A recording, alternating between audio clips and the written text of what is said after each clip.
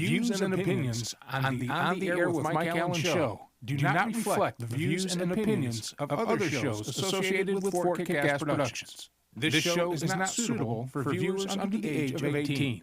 Viewer discretion is advised.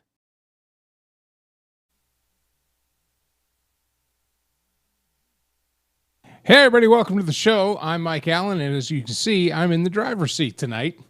My producer is next door, not feeling very good. We did get tested, however. He does not have the vids. So there's that. Tonight, we have in the studio, out in the captain's chair, and next to him, Leland Freeman is here, the Sky Marshal, and also Chuck Licata, the OTA Sports Commissioner. We got a lot of stuff to talk about tonight. We have formed a 48-hour film festival team, which will compete next year.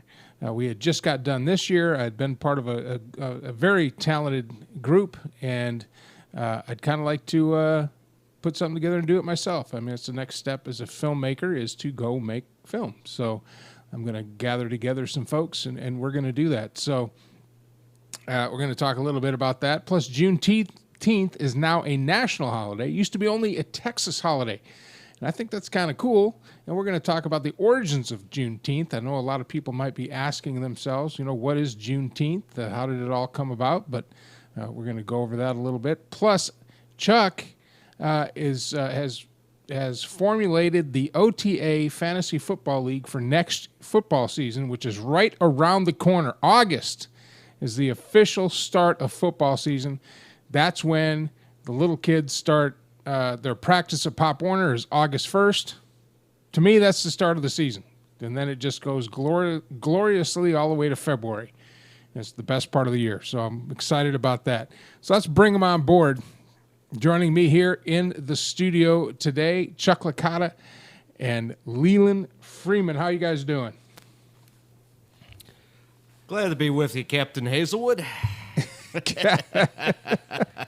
Captain Hazelwood. Wow. What the hell? I can't follow that up, man. Sorry. That kind of takes cake right there, Wow. Yep. So how are we doing, guys? Good. Happy you're talking about Juneteenth because I'll be honest with you, I knew about it. I remember when they said Biden was making a national holiday, but I really didn't know the origin, so I spent about an hour looking it up. So I'm glad that we're going to talk about that. Huge. It's historical kind of a big fact. Yeah, it's Absolutely. kind of a cool thing. And I moved to Texas, in 1992, and was in the military, and it was Fort Hood, and that's when I first heard of Juneteenth. And I actually, because one of the soldiers there was talking about it, I'm like, what the hell is Juneteenth? And he figured it was some Texan holiday, right? Well, it was. It started being celebrated in 1866 after the end of the Civil War. Of course, the Emancipation Proclamation, a lot of people don't know this, but when Lincoln signed the Emancipation Proclamation, he did so under duress. And not duress from political pressure. Basically, the Union Army was getting their asses handed to him. So he needed something to galvanize the North, because the North was really, the thought process in the North was, why the hell are we even fighting this? Who gives a shit if they break away? So he had to, and his motivation was to preserve the Union.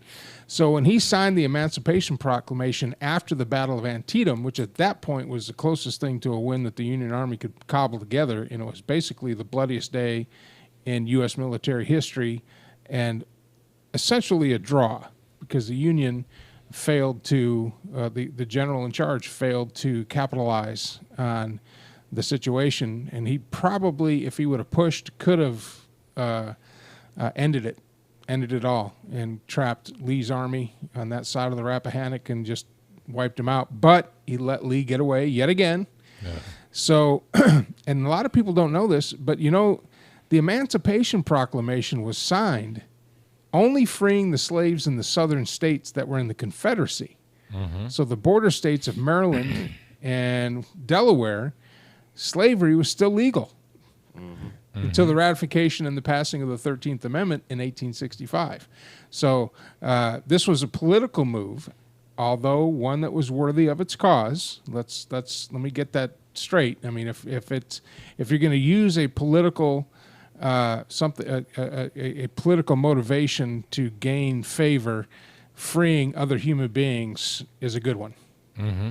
So there's nothing wrong with that. But the motivation was then that the Union hoped that the slaves would rise up now that they're free and fight on the side of the Union, which many of them did. Yeah, and the other thing about that too is don't forget, what time period we're talking about, because I was, history minor in college. I love this kind of stuff. Back then was nowhere near like it is now. It took months for people to find out. I mean, the first folks that find out, the first states that found out, it took months to get to them. Yeah, and of course it took 2 years to get to Texas. There's vestiges of this in the Reconstruction, where, like, for example, you can't have bills heard for 90 days in Texas because that's how long it took for message by horseback to get from Austin to. I'd heard that. All the way up to the Panhandle, and they just haven't changed it. And now it's in the Constitution. So you have a lot of these vestiges that were put in place because of the Civil War and part of Reconstruction that are still there. And the other interesting thing is you made a very valid point. It was more of a paper signing than anything else, because technically the Confederacy broke away as its own sovereign nation. The North never got rid of the stars in its flag because they felt that they were still part of the Union, but the South basically felt that they were their own. It's its own country. So when he freed the slaves in the South, it didn't mean anything because it was sovereign territory. Well, of the Confederacy. it didn't mean anything to the South because they thought they were a sovereign country, but it meant something to the North because the North just thought that the South was still part of the United States. They were just they're having a bad day. Mm-hmm. So anyway, Juneteenth. So. And Leland made the point, back then it took forever to get information spread across anywhere. And the center of the universe was basically New York City, because that's where all the papers were. New York, Boston, all up and down the East Coast. And if you think about it, back in the day, the newspaper was Facebook and the internet. Mm-hmm. So that's and a lot of us, I've made comments on the show about how the press is very manipulative these days, and how the press propaganda. Well, this has not changed. I have found out. This has not changed. No. In some regards, it's worse because. Well, no, it's not even worse. It's as a matter of fact, it's worse back then because they didn't have the resources to actually research what they were being told. And if you had a political party or a movement, you created a newspaper. William Randolph Hearst. Mm-hmm. And some of the most powerful men in American history were newspaper editors. Mm-hmm. So you had this whole thing where. The newspaper basically drove the narrative, but the newspaper would be delivered, and it would be a month before it got anywhere. Mm-hmm. And then during war, of course, it didn't make it at all. So Juneteenth came about as the date that the slaves in Texas found out about the Emancipation Proclamation after the end of the Civil War. And it was brought by federal troops that were assigned to that district, the military district that was assigned after the Civil War for Reconstruction. So when the troops landed in Galveston, Texas, and informed the slaves there that, hey, you guys have been free now for a couple of years. A couple of months. It was 65. Well, it was a couple of years. No, it was 2 years. 1863 is when the Emancipation Proclamation was signed. Okay. Yeah, it was 2 years before they found out. It was a couple months after the Civil War ended. So that was April when Lee signed. Right? Yeah, so that was kind of the deal. That was kind of the deal that was June. So it was it was mostly a Texas holiday. And now I think it's cool that the nation has embraced this because, it's good history. It's good history to learn. Awesome stuff. Awesome stuff. Hey, and kind of give you an idea, too. Back in the 1970s when I was a kid, and I could, I'd read any sports thing that I could get my hands on, I had a subscription to the Sporting News. So when I did a college internship at the NBC affiliate in Hartford, Connecticut. And Mike Crispino, who was just like the worst freaking sports anchor you could ever think of, took me up to Boston he was going up to do some Red Sox interviews, okay? And he was prepping me on some stuff, and I was kind of thinking like, okay, that's like last week's stuff, because I got the sporting news once a week. The problem was when I got in the sporting news on Monday, the baseball stats and stuff were from last week. So we're going out on a Thursday, and it's been 4 games since the sporting news stuff. Well, good old Mike just kind of shows how much of an idiot he is. He starts talking to the Red Sox players and talks about stats from what he thinks are current. He says, hey, I know you're in a 5-game hit streak, whatever. And I forget who it was, but he looked at him and said, hey, Mike, I'm not sure if you've noticed, but I'm like 0 for 12 since Monday. Okay? I'm not in a 5-game hit streak anymore, But that's, even in the 1970s, you got the sporting news and Sports Illustrated every week. That's what I did.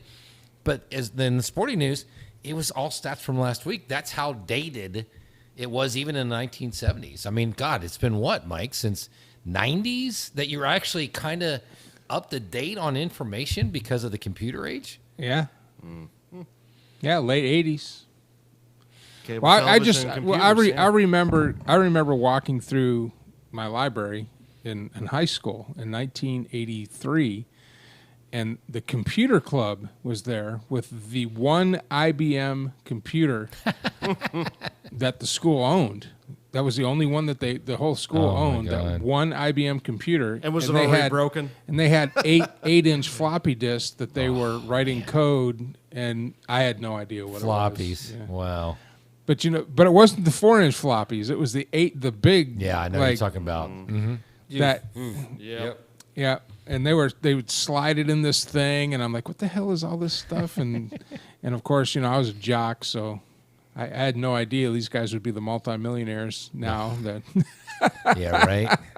If only one of us had done it back then, right? Yeah. Dag. If only I'd bought more Dogecoin. Which is at last year. Which is at 17 cents now. Oh, I know. I'm buying more. As soon as I get paid, I'm buying more. It's not going to stay down. No, it's not. I don't know why. Everybody says you're losing money in the stock. You only lose when you cash out. Right. Exactly. I've already taken the money out. I initially invested. I already took that money out. So everything that's in there, and Doge and Shiba Inu and all the other stuff that I've bought, and Cardano and everything, I've took out my initial investment when it went up. So I'm playing with house money. Exactly. And I'm still up 1,000% from what I initially. I think total investment in all my cryptocurrency right now is sitting right around $600.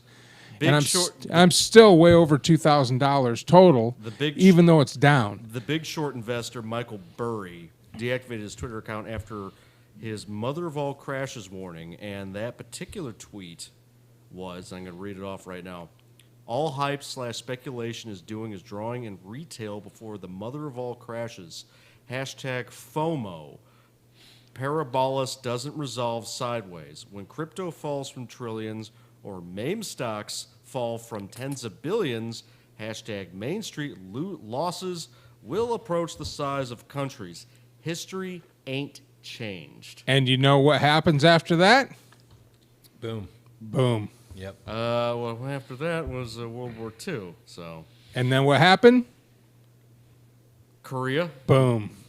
And Vietnam. And stocks went up, and then stocks go down, and then stocks go up in the 80s, and then they go down at the end of the 80s. And then they go up in the 90s, and then they go back down, and everybody goes up and down and up and down. Yep. It's like the end of the world. Now, if the world ended tomorrow, Leland, then you'd have an argument. Yes. But you don't have an argument because it goes up and down. It's not going to go down forever. Last year, Bitcoin was at 4,000. Now it's up to 30,000. Got up to 70,000, dropped back down to 30. So what? So we lost now? We bail out now? 60%. Dump now? Dump now. Don't get out. Dump. It's horrible. You know what you need to do? You need to buy now when it's 18 cents because I should have bought more when it was less than a penny. Because if I would have bought more, if I would have understood cryptocurrency like I understood it now, I would have not worried about how much I put into it, but I would have worried about how much coin I had. And if I bought 2 million Dogecoin for less than $200, 8 months ago, I'd be retired. Because that's the key. I would have cashed out a portion of it, paid off all my bills, paid off everything. I'd paid off this house and retired. And then if it crashes, I'd sit back and wait. It's a long game. People that play the stock market for short gains, people that listen to when it crashes just to have the sky is falling bullshit. It's like, oh my God, we're all doomed. You got to play the long game. Exactly. You know what it is now? It's on sale. Buy it. Exactly. Yep. I'm not a financial advisor. I've made money in crypto, and I plan on making more, but I follow the advice of actual financial advisors. So go find actual financial advisors and get their counsel. I'm just telling you from my experience, you buy low. Yep. I got a financial advisor. Real quick, I'm going to Connecticut June 30th to July 6th, see my 90-year-old mom.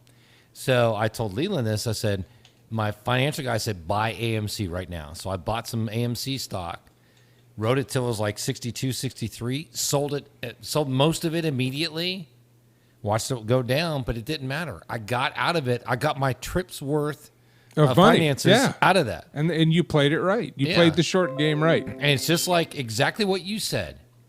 You know, it sucks. Yeah, Dogecoin's at 17 cents. For us, it's like, this is great. Now I can invest a whole lot at 17 cents and watch it go up. Yeah, because if it gets up to 70 cents again. Yep. I mean, I bought $30 of it and got 6,000. Now I'm up to 10,000 Doge. I'm up to 10,000 Doge.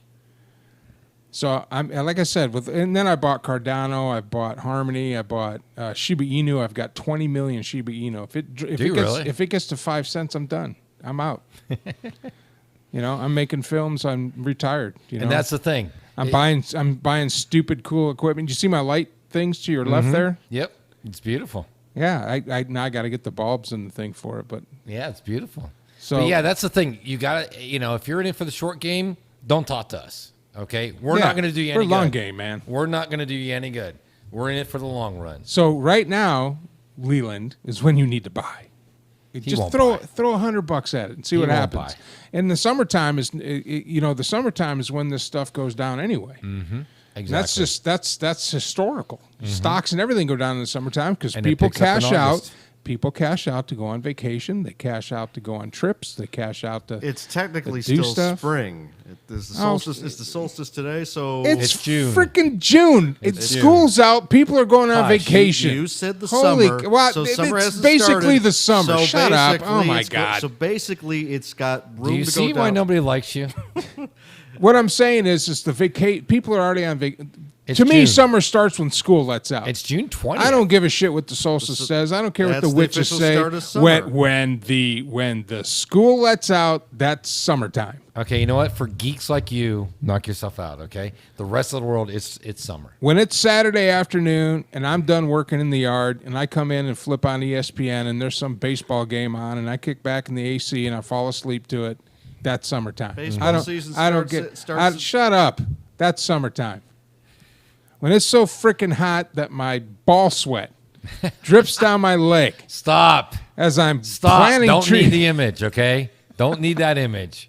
Thank you. It's summertime. I'm not going to get around. Well, the rotation of the moon okay. and the planet. So it's not technically summer. It's fucking summer. People are traveling. People are going on camping trips.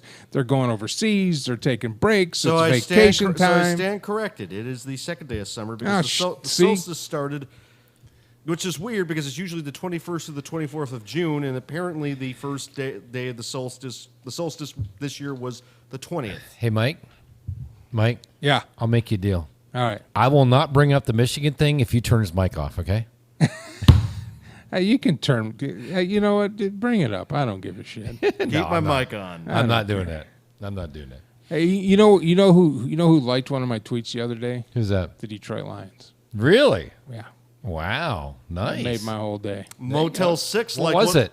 What was your tweet that they liked? I can't even remember. It's like, hey. Was it a Lions thing or what? No, yeah, it was. I think they made a move and got picked up a good trade or something. Hey, don't forget, they had a great draft. They had a freaking great draft. They had a phenomenal draft. And, but every year I get excited, man. I mean, when Matt Millen took over, I got excited. I got excited. It was like they have him in Cleveland too. And then Well- then by October, I'm like, Yeah, but you have to curb your enthusiasm right now because this is a new regime.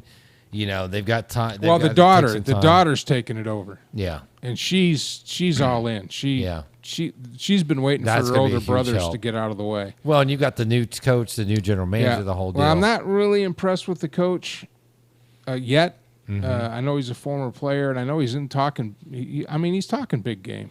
Yeah. But so did every other coach that walked in. yeah, there exactly. talking. But You you know, gotta they should have kept. God dang it, the black guy. What was his name?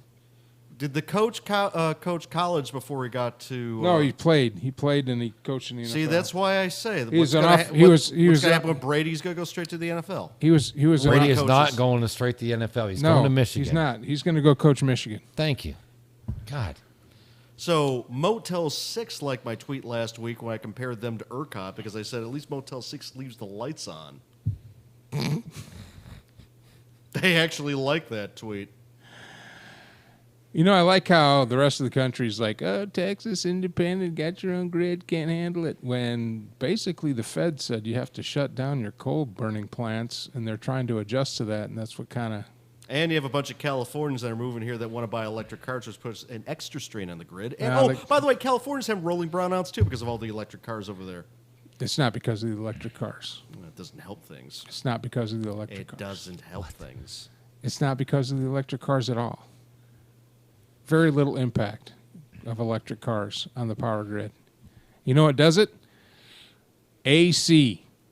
And when you build huge, that's one of the things Dell's looking at right now is people are returning to work. They're actually rethinking their whole thought process of having a building that everybody shows up to because of how much it costs to run sure. AC. Yeah. Keep them at home. Yeah, keep them at home. People are happier. You're more productive. Okay, so here's a question. So my neighbor, who, I mean, God bless him, but he's just big, fat, whatever. He was like convinced that he was going to be working at home. Well, ever since the pandemic is basically, you know, we get the vaccine stuff, he's now back at work during the day. How many people do you think, what percentage, have you guys seen numbers? I have. What percentage of people have actually gone back to work and what percentage are still working at home? About a third have gone back to work, and about A third? Yeah, about 2/3 are still working from home. Well, there's a lot of companies that have saw the financial benefit of having people sure. work from home. Heck yeah. But there are going to be some companies who the manager's ego won't allow them to, because they want people that they want the corner office so they can look out over the sea of all their little minion, and so that's gonna or companies are like, well, we're already paying for this shit. Right. So we might as well. We're already building the buildings. We already got the buildings here. We're already paying for the AC, and they're empty right now. Why don't we just have everybody come back? So there's that too. All those nice new office buildings in downtown Austin, completely empty. Well, yeah, in downtown Austin, out in Westlake, out in Leander, Manhattan. yeah, Round Rock's got all those buildings that they Yeah. just built right before the pandemic that are empty. They're still in. Dell's empty. Dell, I think, is gonna. I think they're either gonna sell those buildings or just get rid of them, or rent them out, or do something. Because that's. I think they're gonna keep their R&D. They're gonna keep their labs. They're gonna keep their somebody had talked about they're going to move some manufacturing back to the United States, but that was when Trump was in office. I don't know what they're doing now. Yeah, what are they doing? But yeah. Well, you know, speaking of stocks real quick, the electric car and, you know, everything tied to that, I've got a lot of stock in that. And that went, I mean, that's just like puttered to nothing at this point. And I'm buying more because it's going to go back up. Yeah. You know? It's going to go back up. Mm-hmm. Yep. So, anyways, enough of the financial stuff.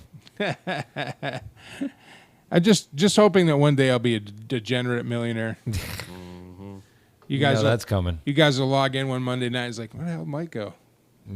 Like, Yeah, we get any messages? I don't Lighting have my computer cigars with $100 bills. Here. Yeah, right. no, I wouldn't waste it. You know, Yeah. Well, let's talk about that. You know, what would we do if say my acting career took off and I got a couple of big contracts, or the cryptocurrency, which I'm not putting all my cards in that deck, but it would be nice.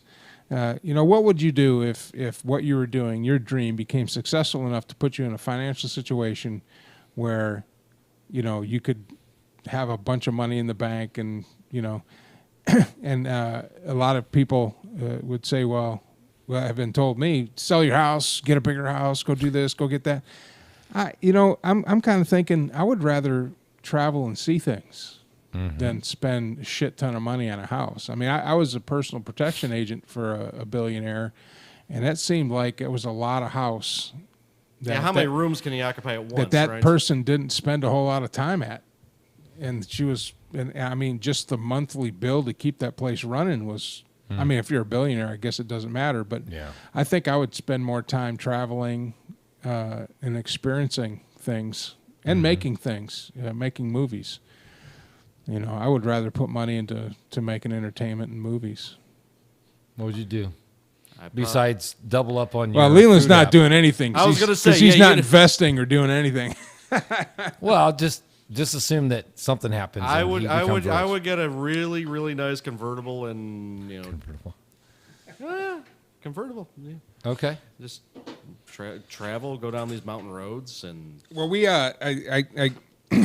Leland has been hired as the editor in chief for all Fort Kick-Ass production film and everything like that. So, of course, the creators at Fort Kick-Ass can also do their own editing, but if they have a big project and have a lot of moving parts and would like somebody that knows what they're doing, Leland says he knows what he's doing, and I have no doubt that he does because I've seen some of his work, and it's been very well put together. Yeah, why don't you show the New Day music video again? Oh yeah, where's that? Is that on YouTube? Yeah, Standing Hero New Day. Standing Hero New Day. Standing here on the day. We'll show that. Yeah. Okay. We'll show that. Hey, do we have any messages on the chat? Just curious. No, just me telling everybody that's watching to like and share. Oh, okay. Cool. Because that's how we get more people to come watch. Now, next week we have a musical guest, and I'm going to actually do more promoting during the week leading up to the show. This last week has kind of got out of hand, and we had the 48-hour film festival going on. We had a bunch of stuff going on. Plus, I had to work. So, and our musical guest was a little under the weather too. and the musical, our producer Mike is next door. He's knocked out. So, I didn't want to waste a great guest like that on no promos. Skeleton crew. Yeah, well, no skeleton promos. crew and no promos because I'd like to get as many eyes on him as possible. So, and you can actually see the band he's a part of on YouTube. It's called Core, and they have a new single out called "Save Me." It's got 1.2 million views and counting. And they're actually Nice. And they're actually we could play that We can tonight. play that tonight. Yeah. So what was the one that you edited? Standing Hero New Day. We'll do that in the first break, and then Core Save Me will be for the second one. And they're actually touring with Buckcherry.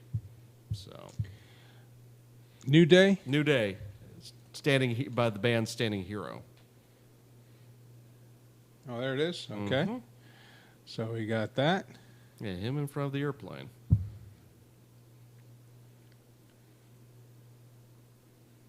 So we'll play that video. And what was the other one? Core Save Me. CORE. And the CORE, and the yes. singer's name that's coming in is CJ Bills. CJ Bills. Did you ever notice singers they're a lot like athletes. They have really cool names. CJ Bills. What a great name. And you didn't. Sammy Hagar. Yeah. You didn't right. shoot. This one's in Vimeo. In what? Vimeo Vivo. or Vivo. Vivo. Yeah, they had a lot larger budget for that one. No, I did not shoot that one. That was actually shot in Las Vegas, and they had what the it was. I can't remember off the top of my head the baseball. We call it player. the Tom Sizemore song. But yeah, they had I forget which baseball. Wow, player they had. that's a pretty good band. We ought Yeah. to see if the whole band could come in here. I doubt they'd do it for free though. Probably not. Although it is, Mike Allen, that carries like a little weight, right? A little bit. Yeah, and he is also. And CJ is also a filmmaker as well. He's directed a few music videos and concerts, so he will have a lot to talk about next week. Well, that'll be fun. Plus, they'll perform. We'll have this. We'll have this space is slowly getting cleaned up. We just got a bunch of new couches in, and we're going to get rid of those old couches and set up a nice performance area. And So that'll be nice. Hey, so the 19th of July, What's going on? that is a Monday night. Preceding your show will be the On Deck Circle. All right. Yep. Well, hey, and Yes. just to let you know, the 4th of July, or the 5th, which is a Monday, Chuck Licata will be guest hosting, as I will be in Michigan. I'm going to be in Connecticut on the 5th. So no show. No show on the 5th. Oh, come on. Let Leland host. Let Leland host. Come on. Our normal Captain Hazelwood will probably be like, nah. Who is Captain Hazelwood? Captain Hazelwood was the captain that steered the XM Valdez aground back in 1989. I was wondering who that was. Thank you for asking. I had no idea. I wouldn't have Leland asked. with more of his deep humor that no one gets. Yeah. Although that one's good when you explain it, when we find out who it is. That's a pretty good one. And since they coined the Paducah driving the boat, I go, okay, Captain Hazelwood. Can you get Patty on with you to cover Mike and me while we're visiting family? I wouldn't mind having Patty. We might. Yeah. Come on, man. Let him do a show. I don't know. We could use a good you know laugh what? on the road. If they could get that set up, I'm Come on, down. let him do it. Yeah. We're gonna go ahead and give Leland 1 point Oh wow. Oh wait, we have the score going. for that Captain Hazelwood joke. Even though That was well. Hey, you know what? That was well thought out. Even though I've been saying it for the past 2 months. Poorly executed, but Yeah. Let's give him 3 points. What the heck? 3. You want to give him 3 Yeah, let's give him points? 3. That was good. Because you know he's going to start losing points eventually. Oh yeah, Yeah. it'll be negative here soon. Well, the fact it was 0-0 through the first half hour, so now I'm actually ahead. So Yeah, let's you are. let's take a quick break. What I want to do is I want to play the video that Leland, our new editor in chief, put together, filmed and edited, Directed and edited. directed and edited. There's a credit sequence at the end of it. So we're gonna take a look at that, and we'll be right back. So how about that? Let's watch it. Absolutely. I'm Mike Allen. This is the Radio Man Cave, and right after this, we'll be right back.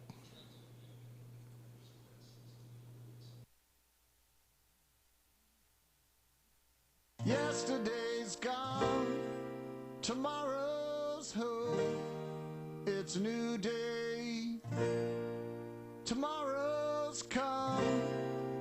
Yesterday's gone. It's a new day. I'm a little sorry. I'm a little worried, but everything's okay.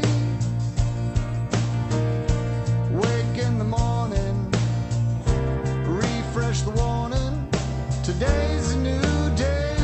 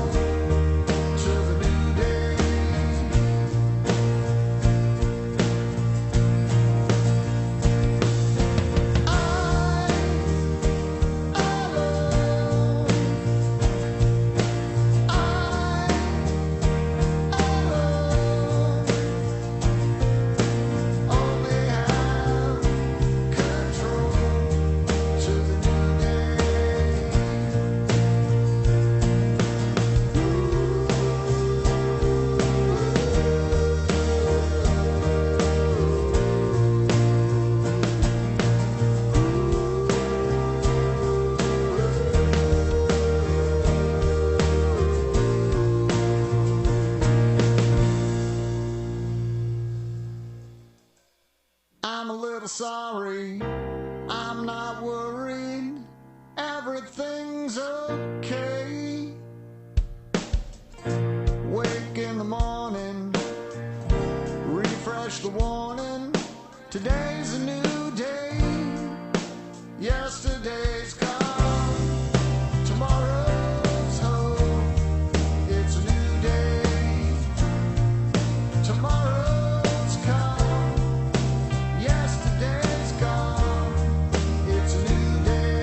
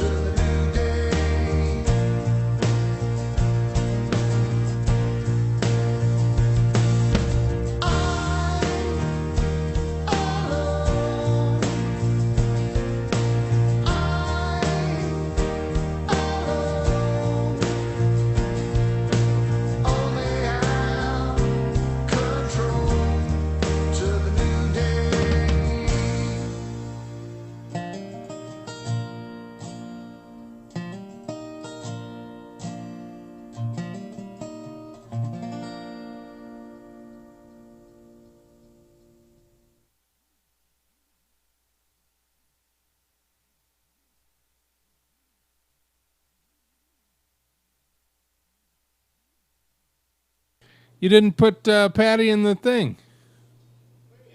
In the thing. Yeah, you gave yourself What do you mean? credit. I didn't see Patty's name in the credit. Patty didn't do anything with that one. Oh, you just borrowed his drone? No, that was Paul's drone. Oh. I just asked you if that was Patty's drone. No, it wasn't Patty's drone. That was Paul Sorosky's drone. Ah, Who was the producer of this as well. And Got it. Oh, your phone. No, your phone is still playing the video. Oh, See, we are professional broadcasters here. So it was shot mostly with GoPro Hero Blacks and Hero Black 7s and 7 and 2 5s, and we even used the GoPro Karma drone and put the Hero Black 5 in the Karma drone to get a lot of those shots. And yes, we did have permission from the Gillespie County Airport to use the drone in 2 different locations. So when I came up with the idea, you saw the exterior of the diner. Unfortunately, halfway through the production of the video, COVID happened, so we had to delay it for a few months and change the ending and change the middle of the video, where instead of being able to go and have what is known as a $100 cheeseburger in the aviation field, because it costs $100 to fly out there to get a cheeseburger. That's where we went to lunch, right? Yes, that was. Oh, that was good. And food. Unfortunately, they were closed, but the hotel was open, so they let us film anywhere in the airport. So we decided to, that was pretty good. Basically, and so you directed and edited all that. That's correct, and storyboarded it as well. Paul also, Damn, dude. he co-directed it, and he. So let me ask you a produced question: if you're that talented, why the hell are you in here arguing with us about Dogecoin? it. Politics. But if you want to annoy, Why do you allow yourself to come in? I know your own worth, right? It's my God. It's because conservatives in the entertainment industry are blackballed, and let's. Oh, so you've been blackballed? That's why. Wow. Well, let's change that because we can do some good work. Absolutely. And if you want to see that music video, since it was shot in 4K, and it was mostly shot with, like I said, with the GoPros, and then the exterior shot of the airplane in flight.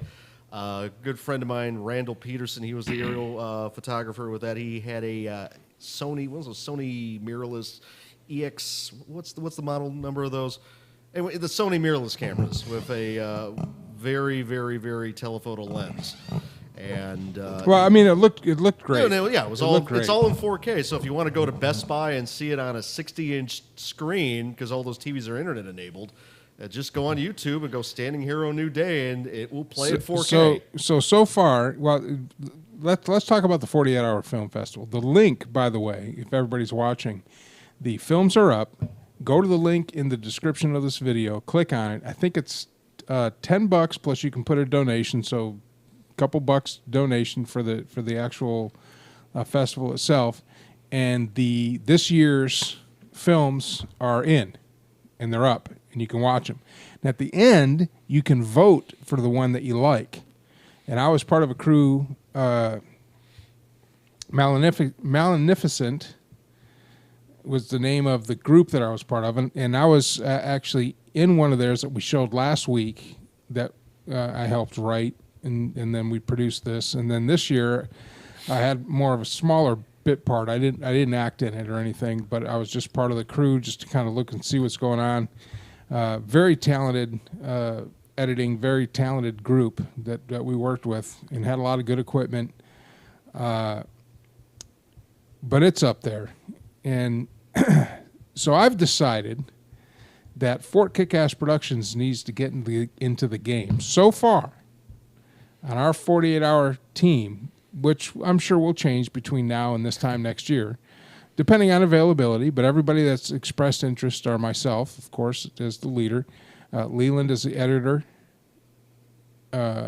Chuck said he wanted to be a part of it. We have a very talented stand-up comedian named Janessa, who will be part of our team, who's in my acting class, so she'll be an actress in it.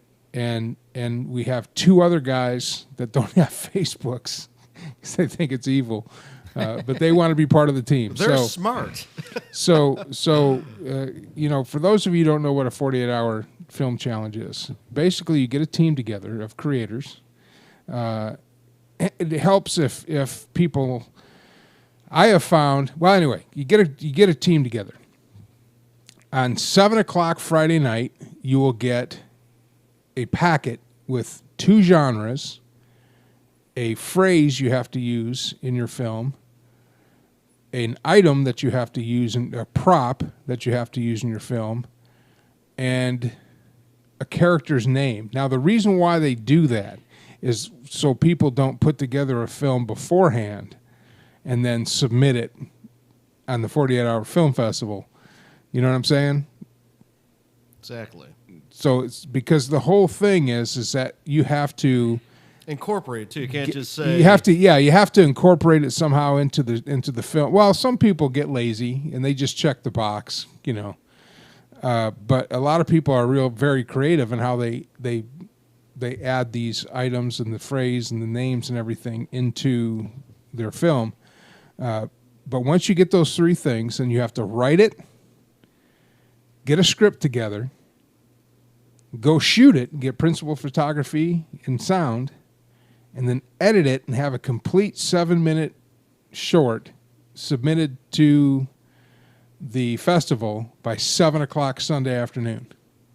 So from 7:00 Friday night to 7:00 Sunday afternoon. Now, the first year I was part of this, we started shooting principal Saturday morning, and we didn't get done shooting till like 11:30, 12 o'clock Saturday night, Sunday morning, after writing Friday night and then going home, taking a break, and then coming back and shooting all the next day. This year, we wrote it in like 2.5, 3 hours, where we had a basic principle of what we wanted, a framework. And then we went to the location, and our call sheet, it was 10 o'clock. So we got done shooting principal photography and everything by 9 o'clock Saturday morning. So that gave the editor from 9 o'clock Saturday morning all the way to Sunday at 7. So he really did a great job. So there's 2 ways to do it. You can write it and shoot it and get everything done by noon Saturday, and then have a shit ton of time to edit. Or you can push it right up to midnight, 1 o'clock Sunday morning, and then edit it till 7. Now, but it's fun either way, because it's a grind. I think with our group, just knowing you guys as much as I do and know myself, I think what we'll do is we'll shoot for like the noon Saturday, but we'll sit, take a look at it, figure out, okay, if we could do this one again and maybe throw this in, throw that in, we'll hit that middle path. We'll go deadline of noon, take a look at it, take a break, then take some fresh eyes, take a look at it, and maybe do 1 or 2 things and be done like 3 o'clock, 4 o'clock. Because I'm sure there's always something you can improve, right? You're a veteran of that. Yeah, but you don't want to you don't want to give up 8 hours. Well, the process is pretty interesting because it's a collaborative process. So there's really going into it. Did you notice he's wearing his Lion shirt, by the way? Yeah. Did you see that? I am wearing my Lions shirt. Pretty nice. Going into the process, from what I've seen and what I've learned doing it, there's really no right way. Right. And you really have Like no idea. lions. You have no idea really how it's going to play out until 7:00 Friday night. Right. So we just happened to have a shooting location, which is the Spirit of Texas distillery and brewery down here in Pflugerville. We had that location. So we built our story around that location. So and we had like 2 other locations. This house was one of them, and another place, depending on where, because when you sit down to write it, I mean, you open it up and it's like, okay, here it is. We got this, this, this, and this. Mm-hmm. Let's have some ideas. And then you just start throwing shit up on the wall. Mm-hmm. And so what we ended up with, walking into, so we needed to shoot at night because it was a bar at night, and it took place at night. So we decided to use Friday night, Saturday morning, instead of waiting till Saturday night, Sunday morning, just so we could get through the process of shooting that principle. Then if we had to go back and do reshoots, or if something didn't come out, then we had an extra time to do that, which we didn't need. We had a very good camera. We had a 4K camera. The guy, Daniel Melaganis, I want to say his name right, Melaganis. So you guys could have partook of that 24-hour film festival that existed. Well, probably, yeah. But the first year we did it, the film came out really good, but the sound was horrible. Really? And the reason why was that the one that we saw last week? Yeah. With the date, the sound was bad. The dating. Audio was the bad. sound was horrible. And what the problem is that Daniel didn't do the editing. He had somebody else do the editing. And I guess the guy really didn't understand what the hell was going on, because when they gave him all the stuff to edit, he had said, well, I got 2 other projects in front of you. I'll get to you when I get to you. And it's like, no. We need this by 7:00. We can't. So it was kind of a rush job. But it was a good story. And that's another thing, too, is that, this will be an exercise in making memories. I am not, although I'd like to win some awards, hopefully we'll put together something that's good. But if you go to the link and you go in and we're in Group B, by the way, if you want to see our ones called Broken Spirits. If you want to go watch the quality of the entrance, a lot of them, I'm gonna be honest with you, they're probably newer filmmakers. Probably this is their first time, and it shows. Now you can't. I don't like to get into a those guys sucked and this sucked and this and that. I'm not going to do that, because I'll tell you why. Because they did it. Sure, exactly. They overcame whatever fear, whatever doubt that they had, and they went and they created something. And that in itself is honorable. That needs to be encouraged. And Absolutely. So the first time we go out, we might be shit. I'm trying to put together people with enough experience. Now that you just watched the video. Leland knows what he's doing when it comes to editing, and he's edited feature films. So I'm going to use that. I'm going to use that to our advantage. So I have a suggestion. We should do a practice round. Well, that's what I was thinking. We should do a practice round, because I'd love to see it. You can't. I mean, I was you don't thinking, know what it's like unless you do it. Well, so let's do one. What I was thinking was getting a weekend with the whole team before the actual 48-hour film festival, and this will be under the Fort Kick-Ass Productions banner. Fort Kick-Ass Productions, Thought by Thought Pictures, Radio Man Cave. Is get the team, once we identify the team, get it together, and I'll put a bunch of genres, names, stuff into a bowl, and we'll just do it. We'll just pick a 3-day weekend. But see, I would love to do that. However, I know 3 things will have to happen. The people that are on the team will have to take that weekend off, because we're going to do it. There's really no drive behind it, because we're just practicing. So what I suggest is, instead of restricting it to a 48-hour block, I think we could just get together with the genre and stuff like that one night, or even over what's the meeting?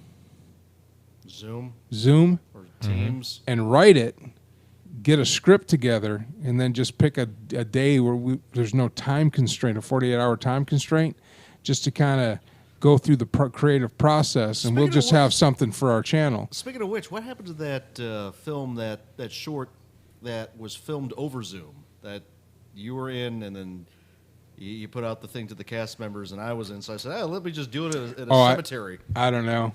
I have no idea what happened to that. You know, what I'm finding as on my journey as an actor is there's many things that I've been a part of that never made it off the editing room floor. You know, I've played lead characters in many a short film that I've never seen, and I try to contact the production. It's like, oh no, I moved to this other state and I got a job now, and it's like that dream died. And it's like, well, you spent all this money and you had all this equipment, and now you sold. You know, that's where I'm getting all this equipment. You know, I go to I call it the market of broken dreams. You know, guys buy these nice cameras and all this stuff with great intentions, and then, you know, life happens and they decide to give up on their dream or whatever, and they want to sell. The wife wants them to sell the equipment so they can, you know, expand the garage or whatever. Nice. So. Nice. Yeah, we should do that. Yeah. Definitely. That'd be great. And then create a short, and use all the constraints other than the time, I think, because that's a lot to ask people to take time off of work if they don't need to. But I'll be shooting a short, my short, finally, and there's two things I want to do. I want to try to shoot the whole thing on my Note 10. Yeah. But I need a gimbal. Could market it to Samsung, saying this thing was shot with Well, the Samsung yeah. Note 10. Yeah. You can get lost in the millions of other things. Well, I'm going to put it in the credits, and I'll send them a copy if the marketing team wants to use it for an advertisement or whatever. But I have the DSLR, which I'm going to shoot, which we can use for the 48-hour deal. Mm-hmm. But I want to shoot we could even use the Note for the 48-hour deal. I mean, it really doesn't matter as long as we get good video. What I'm noticing with the entrance is that it all boils down to sound. Audio. The audio, the ones that have the best audio and a good solid picture are the ones that do best. Mm-hmm. And this year we had a really good videography. Mm-hmm. Really good. And we even used a little drone work in there, and it was pretty cool. It was pretty cool. And we had some challenges with the air conditioner in the bar. Well, they got to keep all their beer cool, right? And you got to shut everything off. And we weren't using the body mics. We're using a boom mic, which I was carrying around. Oh wow! So yeah, okay. That was interesting. So I got kind of a behind the scenes this time, and well, I can be of help of audio. I mean, when I grew up in TV, I did audio. Well, there you go. I can So here's what I'll need. What I need is the equipment that you need, so that we can either rent it or we can buy it, like a 2 or 3 channel Zoom or whatever. We have one of those already. Mm-hmm. Yeah. Oh yeah. Oh, so you have that already? Yep. So you could capture audio. We would just need what? Oh, yeah. Do you have a boom mic? I do not have a boom mic. Do you think we could? Do you want to use a boom mic or a lav? I'd rather use a lav, and you have a boom mic as a backup. There you go. See, our team's coming together. Mm-hmm. Yeah, we're gonna have 2 separate audio channels. We're gonna have one with the lavaliers and the wireless mics, and then the second one's gonna be the boom mic. So, God forbid something goes wrong on one audio channel, you've got the other one to fall back on. All right, so we're getting so the team's coming together, and that's important because one of the things I've noticed with the teams that submit films is the teams that go into it organized, and everybody knows kind of their main role. Their role, but everybody contributes. So you guys might be in front of the camera when if we have 8 people and we have 5 characters, there's going to be 5 different characters. You know what I mean? So, I mean, in this one, the two other grips got sit-down speaking parts. So Potsy Weber right there, baby. yeah. But I agree. Once we identify the whole team, I think after I would wait till maybe later on after Christmas, maybe. I was gonna say a lot of things can happen in a year. Yeah. Well, it's not. They have one in the spring and in the fall. So after Christmas, we could, when that's a when great people are time. kind of slowing down. That's a great time. And January. our practice so much we won't have to use a weekend off. I'm not going Right. to ask people to take 3 days off for a practice. And then once we get into the meat of the thing, we'll have our group together. Everybody will know. And I would like, and I'm going to invite anybody that wants to be part of the writing process to be a part of the writing process. I mean, some teams have specific writers. Some people, but if you want to show up on a Friday night at 7:00 and know what we're doing and hang out, Absolutely. we'll meet here, and we'll hash it out. And I think it's just a fun thing to do, to see the end result of something that came from literally nothing. I mean, you don't even know. They even make it hard for you to say, okay, we're gonna do a Western. Whatever the genre is, it's going to be a Western. I mean, you really can't. You just have to it all boils down to your set location, the availability of where you're going. I'm going to talk to some of the bars here around Hutto, maybe the Hippo Cafe as a location. Oh, there you go. Not that we'd use it, Right. but if we needed to, Sure, it's available if we need could it. use it. Yeah. That'd be and, cool. and put them in the kind of do a barter, kind of put them in the credits, and then maybe have a watch party there Sure. or something. That'd be cool. So since it's all done virtually, I think by next year though we'll be back in the AFS Theater, which is fun because in the year that I was there and did it, I was one of the main characters. So afterwards, when you walk out into the lobby, people that all watched the films would come up to you, and it was kind of a cool little celebrity moment. Me and Che Ballesteri, who's been on the show. Che's been on the show before. Good friend of mine. He's actually going to be in my short as the guy I'm returning the phone to. And that's good that, Chuck, I'm going to call on you for sound for my show, for my short, for that Cool. scene. Absolutely. Yeah, we'll knock that out, man. But I really want to do that. I think it's going to be a lot of fun. It's going to be a great experience, and it'll give Fort Kick-Ass something to put in Absolutely. their deal there. It's going to be a great experience overall. Yeah, Mike and Alex and Patty, all these Does guys. Patty ever show up for anything anymore? Well, he has a new job, I know. so he says he's going to try to make content.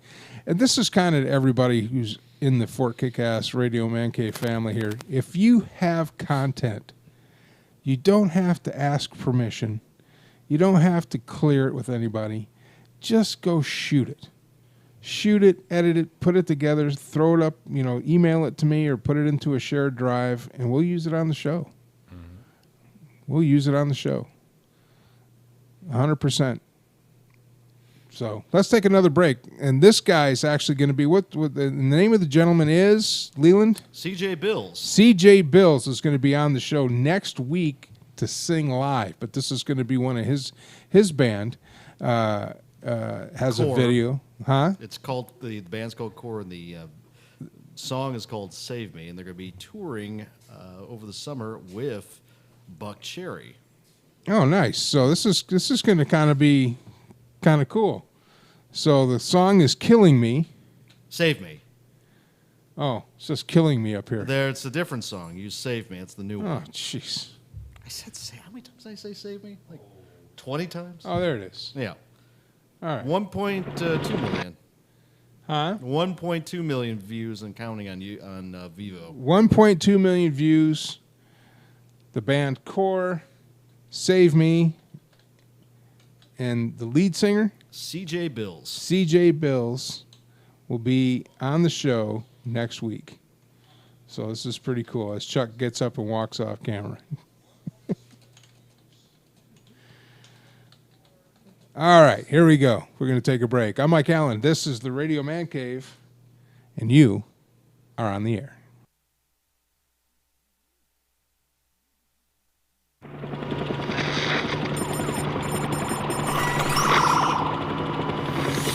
Where is it?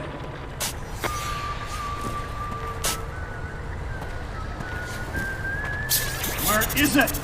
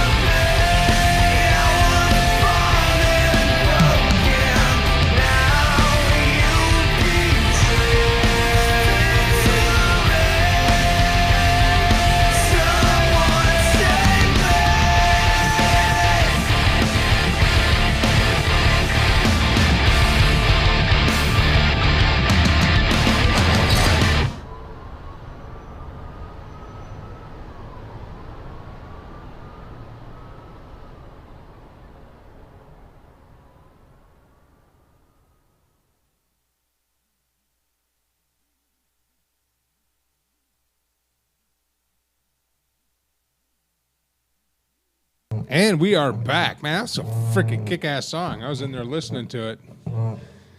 That is a kick-ass song.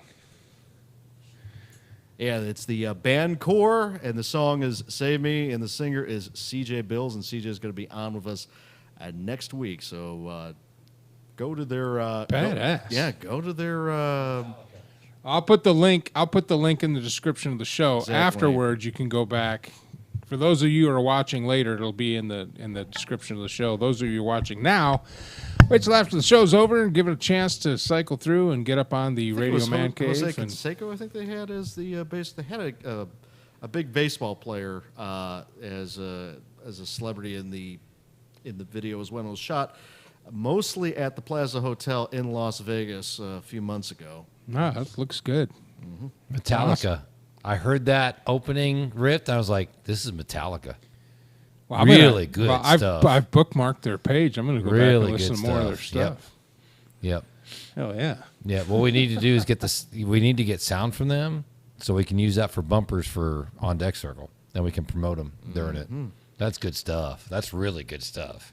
Brock Young is joining us on the show. Brock and I and guy by the name of Chaz have an F1 show that you are more than welcome to come join, especially if you're an F1 fan. Formula Go to theradiomancave.com, scroll down. The link to the starting grid is on there, and you can join us for our discussions on everything F1. And I am currently leading the hosts of the show in points, as I have called correctly the winner of the races better. Of course, we all what was it at Azerbaijan? We were all wrong because Verstappen blew his tire out when he was leading with 5 laps left, and he crashed out. And then on the restart, Sir Lewis Hamilton went off the track in the first curve. Ouch. So Red Bull still won. This is the 3rd race in a row that Red Bull has won. You running out of battery? Out of battery. Oh, come get another one. Come grab another mic here. Oh, yeah, and their website's name is The Core Army. Bring that mic in here. The Core Army is their website? Yeah, and it's the Core band that has 11,000 followers, not the other one that has a lot less. So, trying to see. Very cool. Which because they post on their web, and they charted very, very well in the Billboard 200 as well. With Save Me, I think topped back in March, number 20 in the Billboard 200. Thanks, sir. So that was a good song. Hold on, we're changing batteries out here. If I only had a producer. Where are the other two? There's one. I'm trying to get the other one. No, you just got. Jose Canseco. He was in the music video. Just checking their Facebook page right now. Also, we'd like to give a shout out to Holly's Hope Rescue for are they a nonprofit, Chuck? They're a non-kill shelter to help place rescue dogs, and what they do is they do fostering and permanent adoption for dogs that were abused in their previous lives. Give these dogs a second chance, a loving home. Yeah, and I will be Holly Hope Rescue. I will be heading down to Holly Hope here in about 4 years, maybe 3 years. What made you bring them up? Huh? To kill time. We kill time as we're changing batteries out. Now, I got batteries now. You know what I should do is whatever mics we use, I should just take those batteries out and put them in the charger. Yeah, pretty much. Just a thought. Just a thought. Yeah, Holly's Hope Rescue. I had him on the first show of the On Deck Circle back then. You know, Pepper is just amazing. The dog that ran away twice and just couldn't get comfortable is just as playful and as just normal as can be. It's amazing. Yeah. Great transformation. Well, a lot of it had to do with you as well. So. Well, yeah. Okay. I had something to do with it. So Brock posted in the chat the current standings for the starting grid. And Mike is at 228 points. Okay. Currently the leader in the prediction championship. Chaz is in second place with 213, and Brock is pulling a Haas racing team coming up dead last. So Brock's basically stuck in the pits. He's stuck in the pits. He's trying to get the car started and it won't start, basically. So the things that we do is we pick the top three. So we'll pick the top three podium, and you get a point by. Which I'm sorry, Formula if One. The driver, it's pretty predictable. Well, it hasn't been though. It hasn't been though. Within reason. It hasn't been. You'd think Not it as would be. predictable in the past, though. What's the rules with? Oops. God. Sorry. Everyone turn your Amber Amber alert. alerts off. See, if mine goes off, that means we got about 15 seconds or 15 minutes to live. So we'll be at nuclear war. so we pick the podium, and you have to pick it exactly.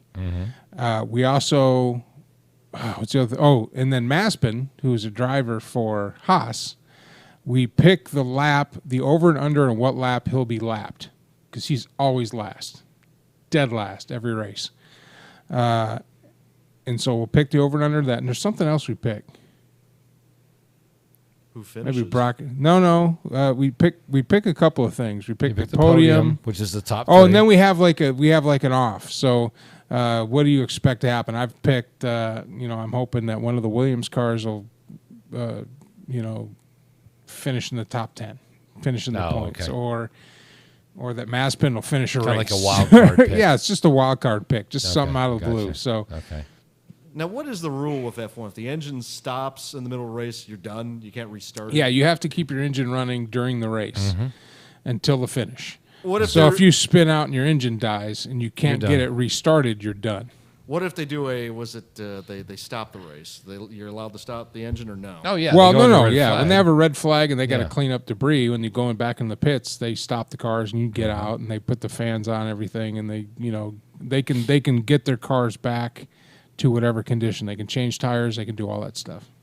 So the cars do not have onboard starters. That's why you see at the beginning of the race where they have those things that clamp onto the beginning. No, they got starters. Oh, they do? I thought Yeah. they were externally started with Yeah, those if you things. can. Yeah, I mean they don't work. Well, usually if you spin out and your engine is dead, it means that you've knocked something loose. So And you ain't gonna start anyway. Yeah, you're done. You're out. So Yep. when you slam those cars are, even though the cars are more, they're probably the safest they've ever been.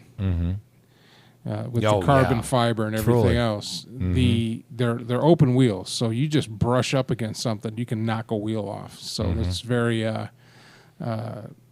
like Charles Leclerc in Monte Carlo. Just got the pole, just got his lap done on the pole, cut a corner too short, knocked his front wheel off, didn't even start the race. Because they couldn't get the car fixed in time. Wow. So he got the pole and didn't even race. So Guy sucks. Huh. tough luck. Yeah. Exactly.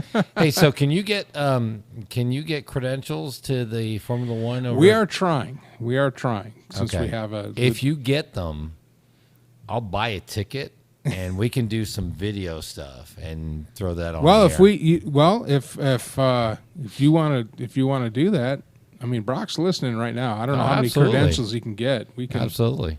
Yeah, I had credentials to the Indy races before. I didn't even try for NASCAR because, as you know, with the pandemic and stuff, Yeah. I just dropped my motorsport show and kind of had to, fend for myself. But I'm thinking about starting it up again next year. Absolutely. Yeah. So. We'll see. Well, Man, you talk about some great video. we'll see how many Oh, people Brock God. can get in there.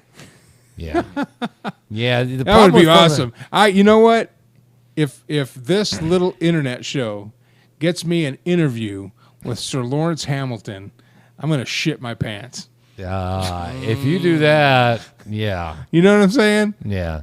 Now, If I'm down there hanging out with the Williams team and George Russell knuckle bumping, and I'm like, oh my God, this is the coolest thing.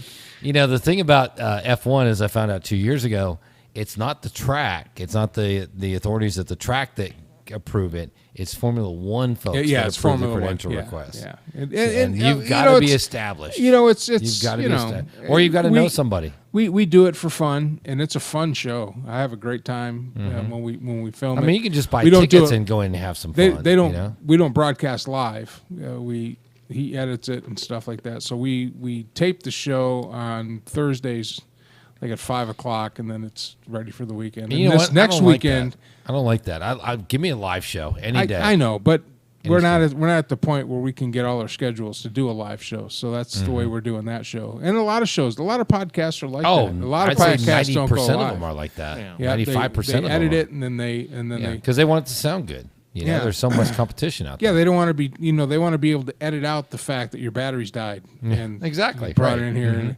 but here at our show, we don't give a shit. Yeah. So, you know.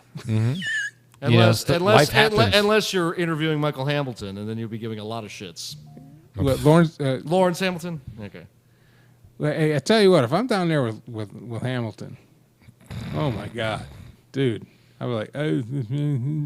Surrounded by all the Rolex people. Come on now. $30,000 watches. Holy Which shit. they don't even have in stock at Benbridge. There's a Rolex. What are you short. talking about? Well, that's one of the Dude, big. he's doing a Leland One of the big- cutaway. one of the He's big- doing a Leland cutaway. He's taking us down Go a ahead. path we weren't even walking down. But go Well, ahead. yeah, well, the F1 track, they have all these Rolex displays because they're one of the bigger sponsors because it's money. It's a lot, and so the people that watch Formula One, the ones that can afford the $30,000 watches. I watch Formula One. I wear a Casio. I wear a Timex. They actually had to glue the little strap back together. I'm part of the Casio crowd, man. The Timex crowd. My dad still has this Casio that he had back when I was a kid. That was Casio, not Casio. I don't know, Casio. Who gives a shit? You will if Lawrence Hamilton walks into the room. No, yeah. Well, I was going to interview you, but you can't pronounce the name of your $10 Walmart watch correctly, so we're out. Good Lord. Wow. Well, You see, Brock. This is why I like that we tape our show, Yeah. because when I say silly shit, you can just edit it out. Right. Yeah. I can't. Well, you're So you being get a whole kind. 45 Anyway. seconds on that show? Yeah, pretty much. I'm in and out, man. I'm just looking in the background. Well, you must be doing something right because you're leading the point standing. Yeah, that's true. Well, a lot of that is like anything else. It's luck. Well, it's like fantasy. It's luck. Right? It's like fantasy sports? football is luck. I mean, you're betting on guys don't have a bellyache that day, Right. and I like guys. It's like, oh, I'm the best at fantasy sports. No, you got lucky in the draft. You got a bunch of guys that are hitting it right, and that's what's making you look good. Try fantasy baseball sometime. I know. I'm in Well, we two- tried. two We tried leagues. one How year. many players did you lose to Tommy John's already in your Oh league? my God. We tried one year, and I couldn't keep up with it. I know it's tough. It's tough. I couldn't. I mean, keep you up have with it. to devote time every single day to it, I mean, I barely could keep up with the NFL. and that's once a week. That's once a week. I tell Oh, my you, goodness. this year, anybody that wants to be part of the OTA Fantasy League, go ahead and Submit your email address to Mike, and he'll get it to yeah, me. MikeAllenSports@gmail.com. I'll forward it. And plus, I'll put a link on the webpage to the league if you want to sign up. We're getting ready early. My goal is 24 teams. Now, here's the deal. Doesn't cost you anything to get in. If you win, you get a barbecue plate for 2 people. You and your wife, you and your girlfriend, you and whoever. And you're inducted into the OTA Football Hall of Fame. And you'll go into the OTA Fantasy Football Hall of Fame. We've had 3 winners. Or if you're Chuck, Davis, Me, Randy Fry, and last year, Jeba, Jada. Who Deba, was it? John Deba. Jeba. Yeah, that's it. John Deba. who I'm still sorry, has John. not gotten his barbecue plate. Sorry, John. So or those if are the you're- if first you're- 3 winners. Or if you're Davis, you could eat for 2. So instead of having 2 Well, that's people true. there, he can actually. So here are the so could I. rules. It doesn't cost you anything to be in the league. However, there's only a couple of stipulations. One, I always get the first pick. And my first pick will always be Baker Mayfield. Baker Mayfield. Now, this year, I'm throwing another curve in there, and I am not going to make any more picks. He's going to turn on auto draft. I'm going to let the auto draft roll, man. And you thought you had problems making the playoffs before? Hey, Watch you know what what? Wait. Didn't he do that a couple of years ago and he actually did well? No, it was actually He's not been in the playoffs. I was in the. You're I not was, doing well if you don't make. I the was in playoffs. another league of Uber drivers where you had to pay $25 to get in it, and it had about 15 or 16 people in it, and I missed the draft. So my whole team was auto draft, and I made it all the way to the semifinals. Never spent a second with that team. I forgot about it. And then I got a notification. It's like, hey, you're in this, like an email notification on my Mike Allen email, kind of buried with all the shit that I got coming out of that. I was like, what the fuck? And I was going in, I was clicking around, like, holy crap, I'm in the semifinals. A lot of teams can do well doing that. But if like, you're in a holy league crap. where some of us who've been playing fantasy football most of our adult life, you're not going to do well. But you didn't do well last year, Chuck. I didn't do well. You kidding me? I started out 0-5 and I made the playoffs. Wait. You beat me the first. You were 1-5. 1-5. Okay, I was 1-5, and I still made the playoffs. But you were 1-5. Doesn't matter. There was bottom line is I made the playoffs. Did you make the playoffs? There were 6 weeks that I actually had a better record than you. That's right. And did you make the playoffs? No. Just like the Detroit Lions. How come I didn't make? What was who beat me to knock me out of the playoffs? It came down to one game. Was it Randy or Because you beat Davis? me that knocked me out of the playoffs. Yeah, I beat Leland, knocked him out, and then I had to win the next game, I think, to get into the playoffs. And I can't remember who beat me. Was it was Patty Davis, or? I think. Yeah, I think it was. It Patty. was Davis. No, it was Davis. It was Davis that beat me. Oh, was it Davis? Okay. Mm-hmm. Yep. But I was Yeah. above 500, so I'm improving. But you know what? Don't I was talk to above- me in fantasy sports unless you make I was the playoffs. above 500. That's good. And Didn't do you crap because you didn't and make the playoffs. And I didn't lose. But it was better than last year. I only That's won 2 right. games the year That's before. right. But did you make the playoffs? No. I didn't make it. It doesn't matter. I improved. Yeah, that's good. And I did have a better record at you, one point. That's good. Yes, so you did. the Lions winning 3 games one season. The previous season was 2 games. That's an improvement. It's an improvement. That's an improvement. You still lost 15 games. We improved by 1 game. That's right. Baby steps. That's right. You know, we have to have patience. And we're in- talking like crawling You know, at this point. so you know, how- we so have how- to have patience with the so- Lions. so I mean, we're- it's only been 57 years since our championship, So they're and gonna- it's only been like 20 since our last playoff So we're gonna win. be But gen- so we're you gonna know, be- we're going to get there eventually, So we're maybe go- before I die. So we're gonna be generous and say the Lions will win 5 See, games you this year? can't, Leland. You can't say anything to me about the Lions. You can't, because I know better than you. And Like, oh, the Lions suck. yet Yeah, you no s- shit, and they yet suck. You still torture yourself. Because because I'm a he is fan. a fan. I'm a fan. That's right. Needs to be applauded. I don't For being a fan. I don't jump around to the team that Right. wins just so I can pound my chest and say my team won. That's right. He didn't jump over to Patrick Mahomes and the Chiefs because they won. No, He I sticks mean, with his I, team. I There's something to be I said about root that. Mm-hmm. for other teams. Like I'm rooting for Baker Mayfield and the Browns. I'd love to see the Browns go to the playoffs and win a Super Bowl. Mm-hmm. I'd love to see that happen for him and his team Mm-hmm. because Cleveland needs it just like Detroit needs it. They need it. And that's what I'm, in all my tweets and stuff about the Detroit Lions, my common thread to all the people in the Detroit Lions organization as a fan, Detroit needs it. It's not about, we're the Detroit Lions, blue, blue, blue. They need it. Yeah, no. They need it. The Cubs. So did- you can bag on me. Cubs did and break the you can curse. bag on me, Leland, and you can say, the Lions, they suck. Well, no shit, they suck. They suck since 1957. All right? The only thing I can hang my hat on is the last playoff win that they did have. They knocked they knocked the Dallas Cowboys out of the playoffs. The first year Barry Switzer was their coach. And you can hang your hat that Harbaugh is only coaching was it the University of Michigan and not the Lions. Well, he's not doing well. And somebody, I was arguing with a guy, a fellow Michigan fan, who I disagreed with, but he did make a point. Under Harbaugh, Michigan has the best winning record in the last 6-year span that they had in the previous 10. And I told him that's great, Yeah, and that but means there's what? only one record that matters. Exactly. There's only one. So There's only one game so if they that lose matters. every game except I don't care if they are 0-9. When they roll into Week 10 against that fucking school from the South, Ohio and they win, that's a from successful the South? season, Leland. Yes, Ohio's to the east. Ohio's south it's of the Michigan. south of Ann all that Arbor. matters. Shut up. That's all that matters. It's How south of, fucking north is Michigan? It's in Canada practically. Pretty much. pretty much, yeah. It's on the border. There's parts of Michigan that are north of parts of Canada. Yep. See, because when you're a Michigan fan, it doesn't matter. Beat Ohio State. That's it. That's it. That's all you got to do. And he's 0-6. Versus be a Texas And fan. we're 0-8 in the Buy last their 8 merchandise. years. That's all that matters. So it's okay that you have a 10 win season and win the bowl game. You lost to Ohio State. It's not good. So I think what they're doing is they're waiting for Brady to win his 10th Super Bowl.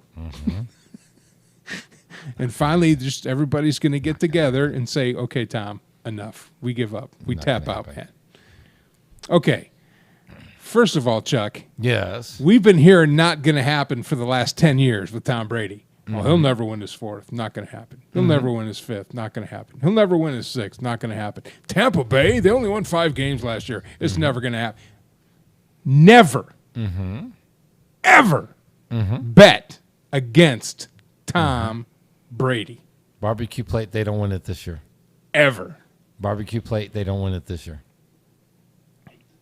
Why not this I'll year? throw a barbecue plate on that. There you go. Absolutely. There you go. They got 100% of their team coming back. Oh, absolutely. And they've added. And they've added. And there's people knocking on the door to come play there. Because I'm telling you, Tom Brady is the system. No They're talking about he's a system quarterback. He's a system quarterback in the Patriots. He'll never be good outside the Patriots. No. When he left the Patriots, he took the system with him. What was the Patriots' record? Were they even 500? They didn't even make it to the Didn't make playoffs. it to the First playoffs. time in 20 years they didn't make it to the playoffs. Yep. Yeah, that's what killed me was the fact that a lot of people said that Tom Brady is not going to succeed. And it's like, who do you think made them win all these years? It wasn't Bill Belichick. Well, it wasn't Bill Belichick alone. No, I don't think it was Bill But Belichick, period. a big part of it was Tom Brady. Absolutely. And- That's why he's going to be a kick-ass coach. And I'm telling you, there comes a time in a pro athlete's life, and Rodgers is at that point now, Favre was at that point, where he's still got gas in the tank. He's still productive.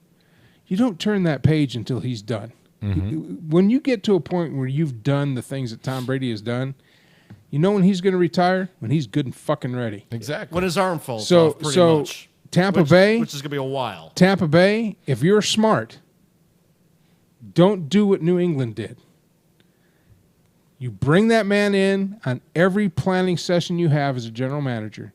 You make him part of that team so you can get the players there, and you will win. And if he plays, I'm going to make the prediction. If he plays 3 more years, 2 of those 3 will be in a Super Bowl. Yeah, he'll go 3 years, definitely. Yeah, and And 2 you of know- those you- 3, he might have an off year, but 2 of those 3 are going to be in a Super Bowl, and he will leave with 10 rings. You And know, nobody ever in the history of the game will be able to top that. And now I'm at the point where I can't even hate him. I'm just enjoying the ride like everybody else because we will never see this never. again. Enjoy it. Absolutely. Yeah, even Ever. even kickers can't have the don't have the record that he has. He's one of 4 quarterbacks that have beaten. Well, if he beats New England this year, he will join the ranks of 3 other quarterbacks that have beaten all 32 teams in the NFL. Can you name the other 3? Joe Montana. Nope. No, it's got to be recent because it's all 32. Not Peyton. Peyton Manning. Okay. All right. So it's that recent. Okay. Peyton, Eli. Nope. Because Eli never left the Giants. Oh, that's right. Eli never left the Giants. Okay. Oh, gosh.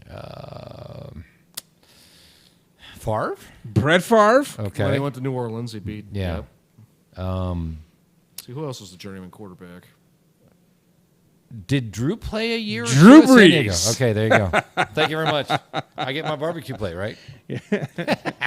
When Drew played for the Chargers, he Right. had that good Yep. year. It's like his I first knew year. it was he had going a to be pretty something good like year. that. Yeah. But okay. but Tom Brady, and so he'll and I'm telling you that game that Sunday I'm taking off. Which one? New When they England play in and the Tampa Bay. Patriots, yeah. Tampa Bay, New England. Is that a Sunday night game or a Monday night I game? think it's a Monday night game Oh yeah, we're barbecuing, we're brisket, In- the whole deal. in New England. Yeah, we're coming over. We're having a party on that one. Should we do a show watch around? No. Watch around? No. No show. We're gonna have fun. We're gonna have all fun. Yep, that's going to be That's that's gonna going be to be a big game. Yeah. because everybody that's the first time Belichick and Brady are going to go head to head. Yeah. And right now Belichick ain't really got much in the tank out there. Now I will say this: New England has done a great job gathering a lot of pieces together, yeah. Now they just gotta. but First of all, Cam Newton's still their starting quarterback, which doesn't go well. He won't be. He He won't sucks. be. He won't be. He sucks. He- Mac Jones is going to be pressed into service early. Yep. And they're going to have to ride the fortunes of how he does. And Jones is a good quarterback. He's good, but he's going to be a rookie, But he's gonna not get Tom beat up. Brady. No, I just don't understand people that know the game, and there are a lot of people that know the game better than you and I do. But we were smart enough to know when Brady left Tampa Bay, that's your guy. Yeah, Bruce New England. Arians knows. Yeah, New England.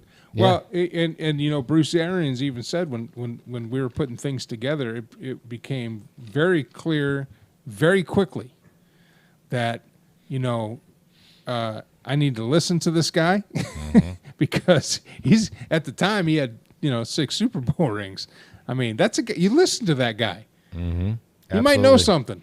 Absolutely. And they did. And so what impressed about Tom is when the first thing he did when he signed with Tampa Bay is he got with the director of personnel and he says, I want the number of every single player on this team so I can reach out personally. He personally called every single member of the Tampa Bay Buccaneers and talked to him, had a conversation. Mm-hmm.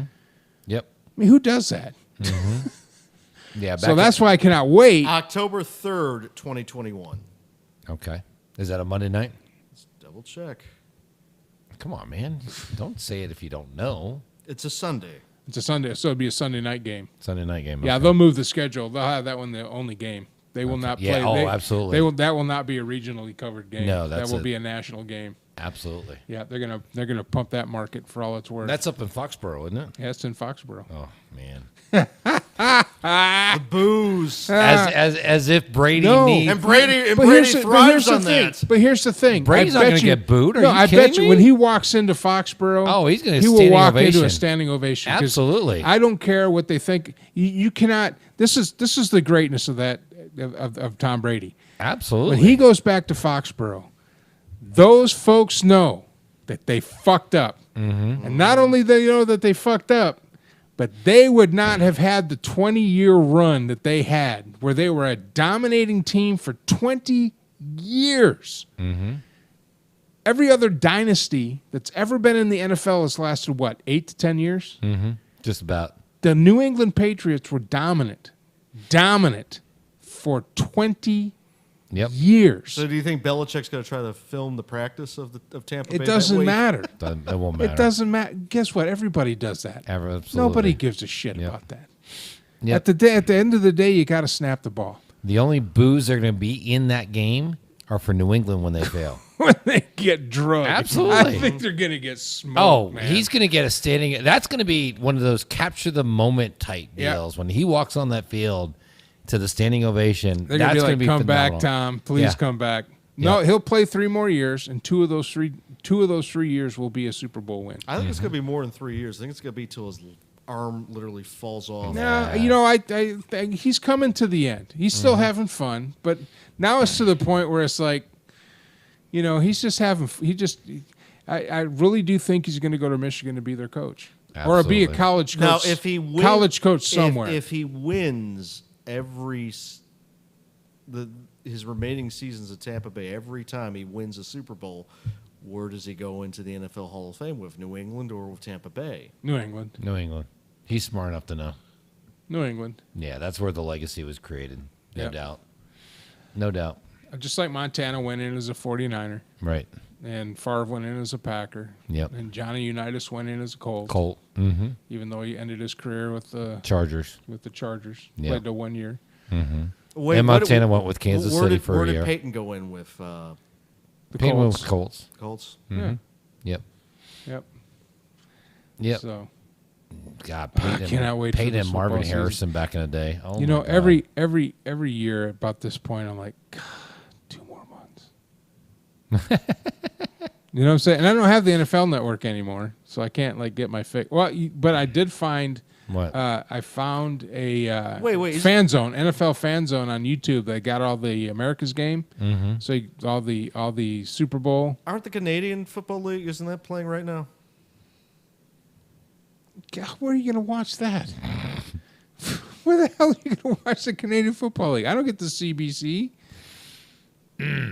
Anyways, I hate OSU too, Brock. I'm right there with Do you have YouTube TV? What do you, I used to have YouTube TV, but it's $60. I might. It's $60 a month. Well, and I it's had it. got the NFL channel. Yeah, I know. NFL Network. I had it. I had it for the football season, and I might get it again depending Get on it. where I am financially. But I got rid of it after the football season because I don't really watch. Yeah. I don't. Just get it for 4 months. Hulu 5 has months. ESPN, which I can watch F1 on that. So it's like I'm not missing F1, and it's Right. got a DVR function. It's so got I all can- the ESPN. It's got Yeah. NFL, and it's Amazon- got Major League Baseball. Amazon Yeah, took it's got all that stuff. Amazon So- took the rights to the Thursday night games. So yeah, and I got Amazon Prime, so I can watch that. So Exactly. it's I don't really need it, but once the football season starts, depending on where I am, if I can afford a $65 a month, and it's month to month, which I like. Exactly. Yep. Yeah. So I had it for a little while. So Yep. Absolutely. yeah. But So you want to talk about the CFL for about 5 minutes or what? The Canadian Football League. Yeah. I don't watch it. Why'd you bring it up? Because he says he wants his football fix. I'll tell you. I'll tell you something pretty cool that happened. Yes. When I was in Germany, I played professional football in their national league. And now Okay. it's a lot different than the NFL here. So there wasn't no big team What'd they contracts call or anything. The Deutschland of American football. So Okay. German League of American football. Okay. Deutschen Liga of American football. And I played for a team called the Monheim Sharks. And right behind you off your right shoulder is my actual football helmet that I wore for the Monheim Sharks. And I brought that out and brought it on the set. And those of you who can't really see it, if you turn around to the back, Does that league even exist anymore? oh yeah, it's still there. I'd kind of move your hand on the back of the helmet. See that A right there? Mm-hmm. You had to have an A on your helmet to designate you as an American because it was a German league, so they didn't want teams to load up on Americans. They wanted Germans to play. So you could only have, I think, 8 or 9 Americans on your team as a whole, and at any given time, you can only have 2 of us on the field.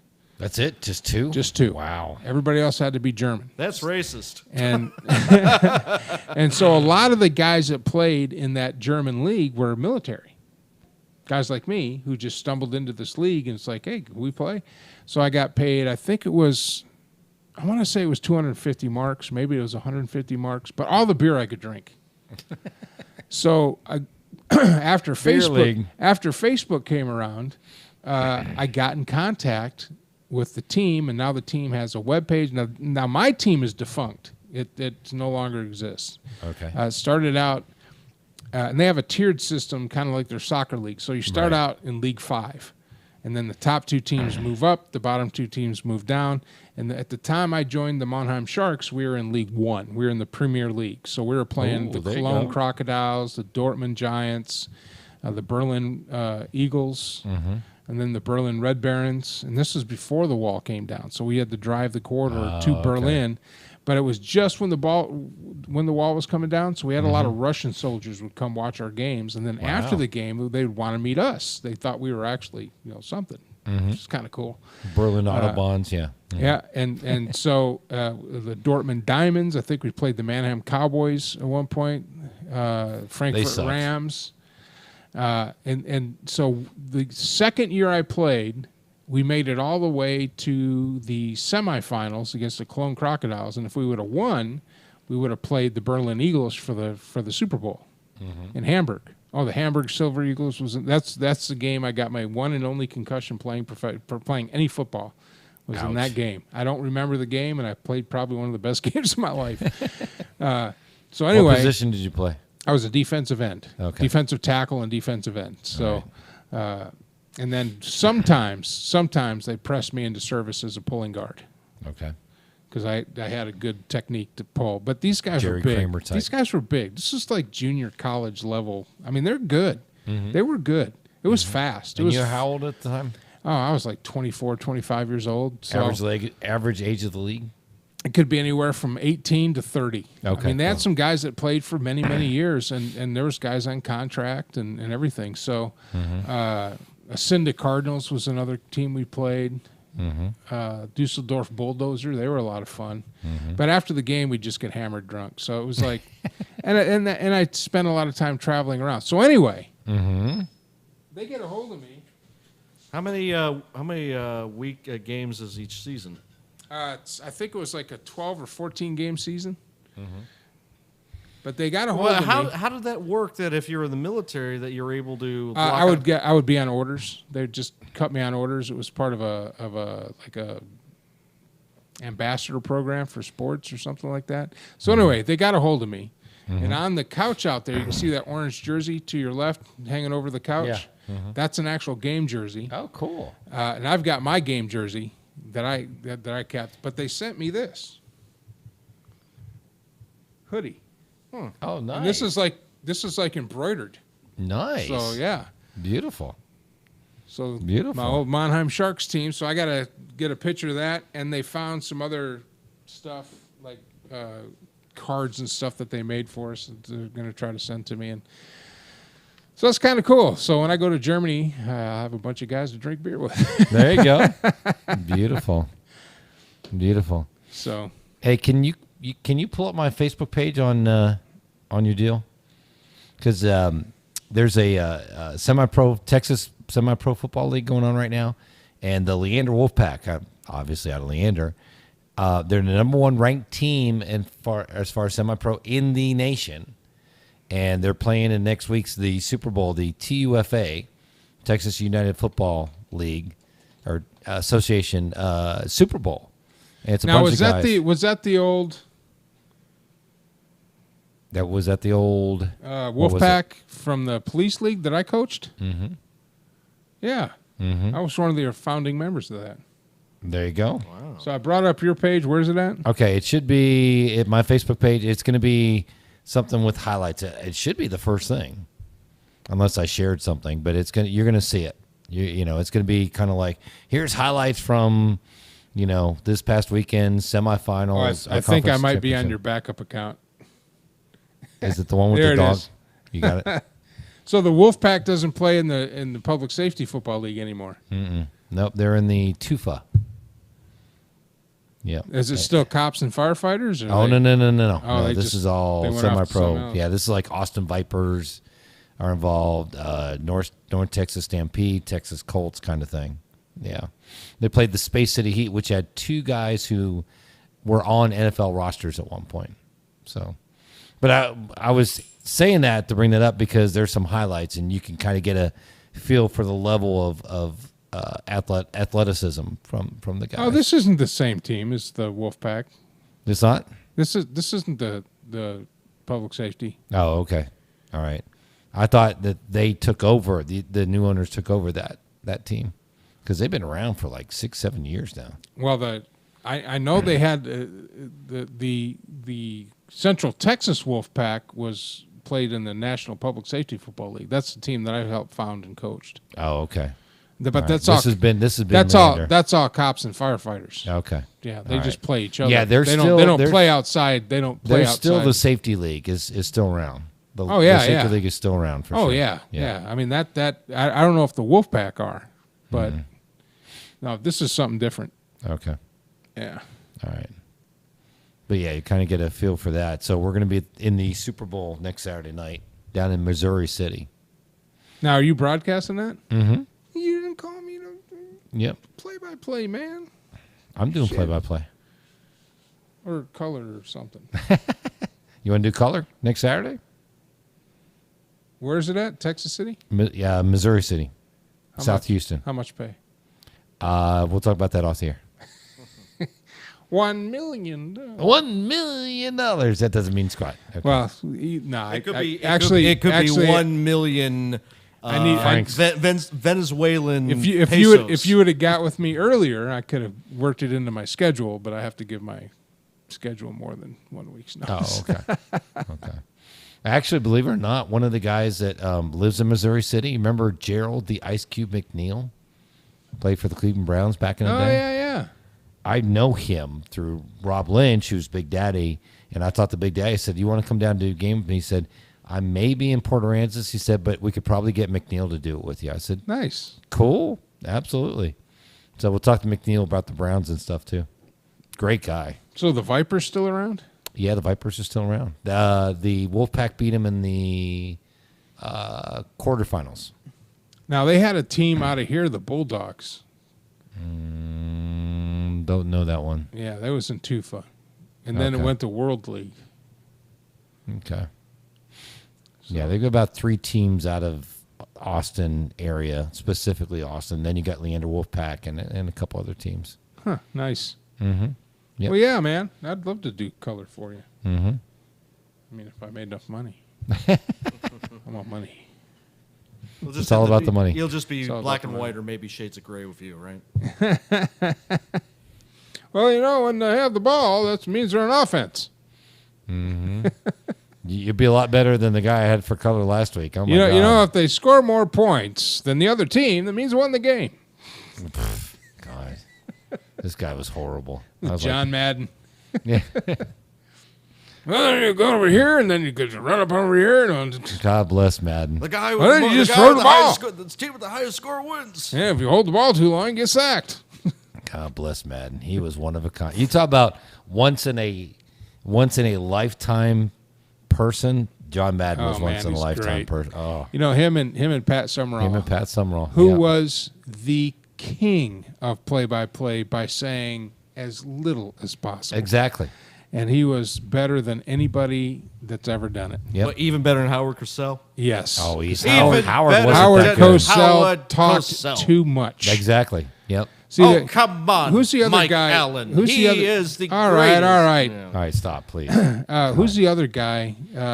Oh, Buck Buck Sexton, or not Sexton. Joe Buck? Joe Buck. talks way too much. Oh, yeah. He's worse on baseball. But I'll tell you who the best color man in the business is right now. The guy at NBC? No, no. Say it. I'm gonna have Tony Leland Romo. guess. Oh, I was gonna have Leland guess. Sorry. Tony Romo. Tony Romo is by far the greatest color Hands person down. ever to take the mic. That Hands guy down. calls the plays. Mm-hmm. I mean, I would listen to him forever. And you know what? It's not about him. That's what makes him so good. Oh, it's yeah. not about Tony Romo. No, he just talks. He has that much knowledge. Yep. And About he it. doesn't make it sound like he's pronouncing from the mountaintop. It's just like, hey, here's what I'm seeing. Here's what here's what you probably expect. Oh, he's talking like he's talking in a bar. Exactly. He's like that guy in a bar that knows everything. Yep. Yeah, he's great. And No, the other guy I really like is the guy that does it for the radio. Oh, yeah. The guy that, with the cat. Kevin. Yeah, Kevin Harbaugh? Harball? No, Harwell. Kevin Harwell. Kevin He's Harwell. really now. He's Kevin awesome. Harwell, Tony Romo. Oh my God, that's like That's a the dream team. Oh, that's a Yep. Super Bowl team right there. Yep. Yeah, when he called the cat on the radio, Yeah, he's on the 20. He's on the 10. They're not gonna catch him. Touchdown! For the viewers, go to YouTube and look up Kevin Harwell cat. Yeah, he's you great. are gonna love that. Cat. He's great. That is what an announcer's supposed to do. New York Yeah. Giants, yep. That is what an announcer is supposed to do. Yeah, right he's there. great. Yep. Kevin Harwell is just awesome. He's one of my favorites. Yep. Guy I like that a lot of people don't, which is fine. Chris Collinsworth. Yeah, it's To the me, guy from Chris NBC. Collinsworth yeah. is good. Not Yeah. bad. Yeah, the he's Sunday good. Night Football team. The Sunday Night Football With team Al is Michaels, Good. Yes. Yeah, Al's got a little bit too much, but I mean, he's done so much. And I like Coach too when he was there. Who's that? Chucky. Oh, Gruden. He was Gruden, good. John Gruden. He was Yeah. good. He's another Tony Romo type where he really talks on a man. He talks on a was- common man level. James of a Brown very was technical. also a good color guy. Who? Jim Brown. Yeah. CBS. Fox. I thought it was on. No, he's the host of the pre-show. No, he was the host of the Yeah. pregame show. Yeah. Yeah. You know who annoys me as a Steelers fan? Terry Bradshaw. I was going to say Terry. Shut the hell up. Terry's got That's dementia. an Oh act. my god. That's an act. He doesn't Yeah, I know, have but shut the hell dementia. up. All right, But go he's- away. But the fact He he's doesn't have dementia, Leland. No, he doesn't have. I just that. want to tell everybody out there right now watching the show, Terry Bradshaw does not have No. dementia. If That you- is an act. Yeah, it He's is. playing It's all about an it, act. but it's annoying. He is an extremely intelligent. Oh, extremely. Yeah. Understand when Terry Bradshaw played football, the quarterback called the plays. Yeah. As a matter of fact, one of the innovations that Tom Landry came up with is the shuttling receivers. Yeah. And that's why him and Staubach didn't get along, because Staubach's like, everybody out here's calling their own plays, and you're not letting me call my own plays. And that's why Staubach used to change the plays a lot at the line, because he's like, I ain't running this. I ain't doing this. I'm going to run what I want. But yeah, that's back in the day. That's why, when it comes down to the greatest quarterback ever, Tom will be the greatest quarterback ever. But there is an argument Here he is now. for Johnny Unitas. Oh, sure. Because Johnny Unitas, when he was playing for the Colts, and Jim Brown, or not Jim Brown, Coach Brown of the Cleveland Browns, started with the shuttling Paul Brown, and Otto Graham didn't like it very much. Word got to Johnny Unitas, and one of the first things he told Weeb Eubanks when Weeb took over the Colts is like, I call the plays. That's it. That's all he so walked up to Coach Eubanks and said, just letting you know I call the plays. Yeah. And he turned around and walked off. It's Johnny freaking Unitas. Yeah. That's a 6-time world champion. Oh, God, what a great player he was. And one-time Super Bowl champion. Yep. What a great player he was. Yeah, but that was He back. only won one Super Bowl? Yeah, well, he won 6 world champion NFL. Well, he won played 6 world early. champion, five world championships in the not the 60s. Yeah, 50s. No, Early the 60s. 60s. The 50s was the Browns Early and the 60s. Lions. Yeah, early 60s. So late 50s, early 60s, it was between the Colts and the Packers. What year did the Super Bowl start? 1960. No. Don't tell him. Oh, I was asking him. Oh, okay. Well, I didn't really say Well, he it. said 67. So, and Yeah. it was called the World Championship League. It was only called the Super Bowl. I think it was 1970 for Super Bowl III is when they started. They called it a Super Bowl, and then they merged the leagues and they just kept the name. AFL NFL merger. Yeah, 1970. 1970. Yep. Can you name the only team to represent both the NFL and the AFC in the Super Bowl?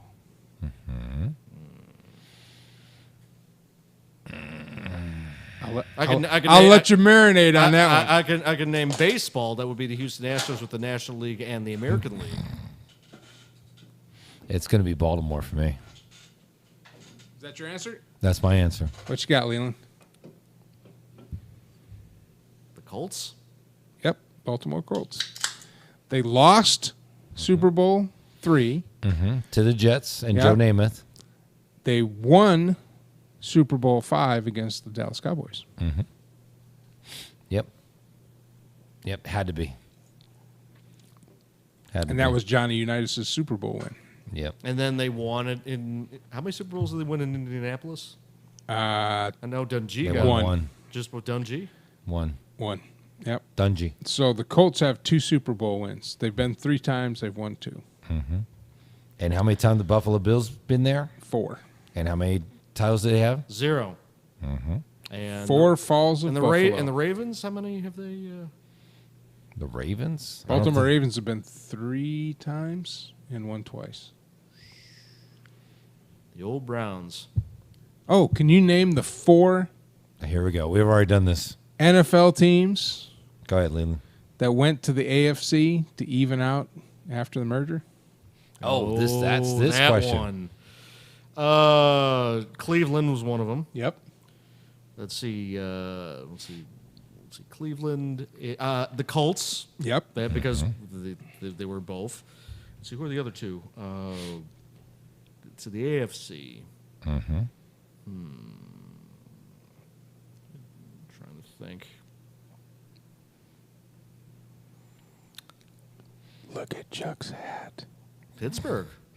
Pittsburgh was in the NFC for a while. Yep. Pittsburgh was one of the original NFL teams, Exactly. and they were horrible. And the Patriots. Nope. No? Okay. The Boston Patriots. entered the brand new American Football League in 1960. As did the... Dallas Cowboys. Texans. Yes. Very good. Dallas Texans. Who then moved to Kansas City. Yep. Well, that was the name change. So they became the Kansas Chiefs. The Chiefs. Yeah. Yep. They didn't want to compete against the Cowboys, even though their attendance in their first 2 years was superior to the Cowboys. Yeah. Well, they had in-state rival with the Oilers. That's one of the really good moves right there. That worked out for both franchises. It for did. Sure. And the Cowboys were new too. The Cowboys were new NFL But team. they could have. Dallas Fort Worth could have hosted two teams like New York and. It wouldn't have lasted. It wouldn't have lasted. Nope. Not back then. Not back in the 60s. It wouldn't have lasted. I mean, look at Florida. Yeah. They got the Miami Sharks and the Miami Dolphins, and you never hear about the Sharks. Who? They have how many NFL teams? They got the Tampa Bay Bucks. They got the Miami Dolphins. You never the hear Jacksonville about the Jaguars. Miami Sharks. Come on, guys. No. Come on. Any given Sunday. Come on. Right? Brock Exactly. got it. Brock got it. Well, of course. If he's still watching. Yep. Fight for that inch. Fight for that inch. Does Florida only have? That's such a great movie. Does Florida only have 3 NFL teams? Jacksonville, Miami, and Tampa Bay. Yep. Yep. Surprised Fight for that Orlando inch. never got a team. And then New York's got Buffalo, the Jets, and the Giants. Although technically 2 of those are in New Jersey. Technically. Technically. Right. And California has the Chargers, the Rams. They don't have the Raiders. 49ers. 49ers. Just 3. That's it. Yeah, because the Raiders went to Vegas. Vegas, They baby. used to have Oh, they 4. put a cap on that dome, too. Yep. Their original design didn't have a roof, and Which they ended up was- putting a carbon fiber Had roof on to. it. because it would have It's been too 120 freaking Yeah, there's hot. no freaking way. Yep. Yeah, it's It's too freaking hot. But it's just like the LA. They put the same exact type of roof on, which has that under frame, which has that lattice work underneath, Oh, by the way, Mikey, spring football coming. USFL. and the XFL. Wait, who bought the? USFL. Who owns the rights to USFL now? That's right. They have a TV deal with Fox. USFL. which Is undercut. that going to be the same teams like the Breakers and the Generals? Really? Yep. Yes. But the fact that New the fact- Jersey Generals. San Antonio Gamblers, The fact that they have TV rights lined up, and Houston Gunslingers. The Rock doesn't have any TV rights lined up. Of course, that was all Oliver Luck that aligned. That was up. Oliver Luck. Yeah. So is Oliver Luck with the USFL now, or what's the deal with that? I don't know. I saw. Who's promoting it was Flutie. Really? So, yeah. Well, he had a good run at the Oh, Generals. God, he made his name with the Generals and then popped over. Do you know Doug Flutie at 5'0" is the only professional football player to win both the Super Bowl and the Grey Cup, and he is the only football player to be inducted into the Canadian Football League Hall of Fame and the NFL Hall of Fame. One of his last plays also was the drop kick for the extra point, and he's got Flutie flakes. Wait, what team did he win the Super Bowl with? Patriots? Oh I don't God. think he was on the Patriots when they won. I don't think he won with the. God, I'm trying to think. That's horrible. I can't even think of Doug shoot. Flutie. Wow. Who was it? Looking up. Wow, that's horrible. We just lost points as a sports fans, man. You can't say Doug Flutie and not know what team he won the Super Bowl with. That's awful. Come on, let's go. Hurry up. He was with the Bears after the Super Bowl shuffle. Yeah. Oh, sorry about that. Doug Flutie has no Super Bowl rings, That's what I Okay. thought. Okay. but he's won many Grey Cups. He's just in the NFL Hall of Fame and the CFL Hall of Fame. Come here, baby. Come here. Come here, baby. Come on. Come here. Yeah, I think he played in a Super Bowl, but he didn't win. He was with the 05 Holy shit. Patriots. So, Yes. let's run down how many teams real quick before we end the show. Yes. Career history Okay. for Doug Flutie. New Jersey Generals, 1985. Chicago Bears, 86 to 87. New England Patriots from 87 to 89. The BC Lions from 1990 to 1991. The Calgary Stampeders from 92 to 95. Toronto Argonauts from 96 to 97. Buffalo Bills, 98 to 2000. I think that's... Nope. That was... No, that was after the four falls. San Diego Chargers, 2001 to 2004. And back with the New England Patriots in 2005. Talk about a journeyman. 3 different leagues, too. USFL, CFL, and NFL. Yep.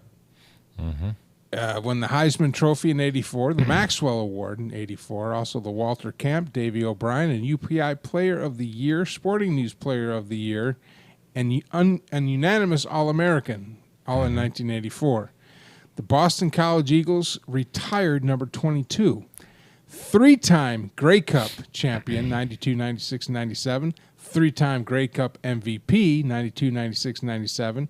6 times CFL's most outstanding player. And 6 times CFL All-Star. He was in the Pro Bowl in the NFL in 1998 and the NFL Comeback Player of the Year in 1998. He has 6,619 passing yards, 48 passing touchdowns. His TD to interception ratio is 86-68, 14,715 passing yards, 76.3 passer rating. Wow. Okay, without looking, look at me. Mm-hmm. Who was on the reception against Boston College? No idea. Mikey, don't look. I'm not looking. I can't remember. Gerald Phelan. Who? Really? Gerald Phelan. Yep. He was the receiver on that miraculous pass Against the Miami against Hurricanes. Miami Hurricane Yeah. for Boston College. Yep. The Hail Mary, the one that that's the one that won him the Heisman. Yep. That was Awesome. baby. That was the best game I ever watched until I watched Boise State, Oklahoma, which I still go back and watch the end of that game. It's really? so unbelievable. Oh my God, they scored like 5 times in 3 minutes. That was the greatest game I ever watched. I had it on DVR when I watched it live and was just beside myself, and then went back for like a week and watched just the last 5 minutes. Because the rest of the game is kind of boring. But the last 5 minutes of that game, unfrickin' believable. Hey, so promote next week. Leland. CJ Bills of Core is going to be our musical guest next week. TheCoreArmy.com.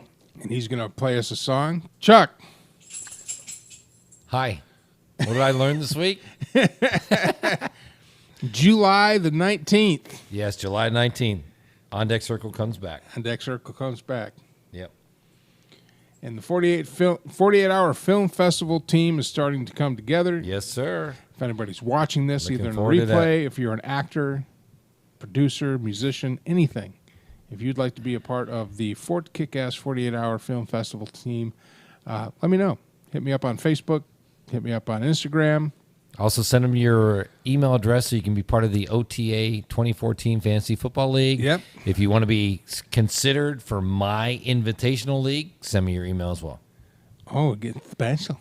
Oh, absolutely. 12 teams, and we're going to rock it. Oh, and you got to pay to be in that one, though, right? Yep. How much? We'll go $15 for the first year. 15 bucks? $15. Yeah. 15 bucks, and I'm going to use auto draft? Well, that's your problem. Yeah, you paid $25 and did and used all to that we say thank you for your donation. ahead of time.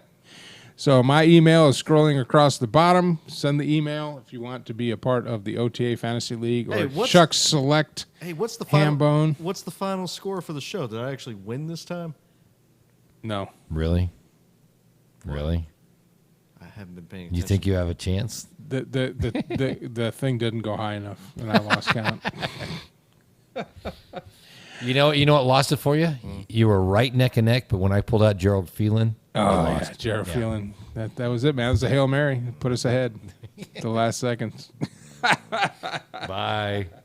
All right, we'll see you next week, guys.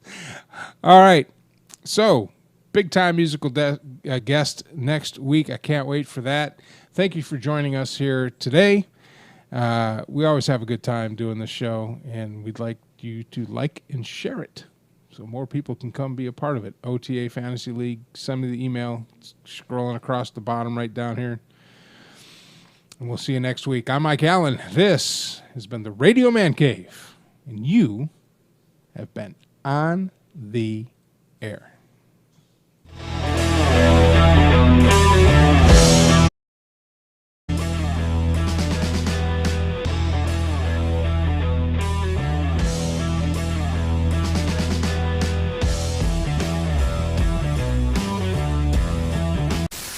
Great job, team. Head back to base for debriefing and cocktails.